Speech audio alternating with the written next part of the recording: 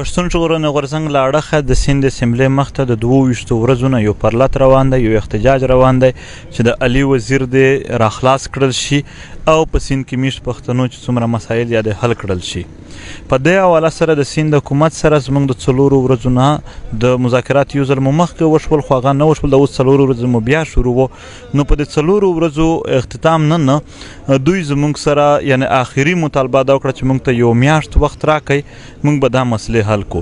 د شورټي دپاره د اعتماد دپاره دوی دا هر شی په یو د سیند افیشل لیول باندې لیکلي دي راسره، او هغه لیکلي باندې د دوی دستخطونه هم د دوی د وزیرانو منسټرانو دستخطونه او سټمپونه هر شی موجود دي.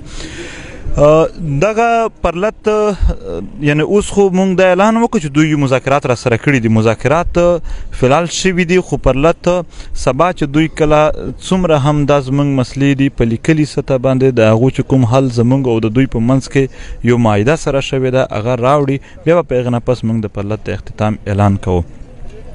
د علي وزیر کیس په حواله سره هم دوی زموږ سره لیکل کړي دي. علي وزیر به نور اف آی آرونو کې نه ګرفتاري کیږي، لکه څنګه چې د 14 میاشتو نه چې یو اف آی آر مونږ ختم کوو بلکې ګرفتار کی، چې بل ختم کوو بل ګرفتار کی. د سیند ملګري به نور په اف آی آرونو کې نه ګرفتار کیږي، مزید به اف آی آر نه کیږي.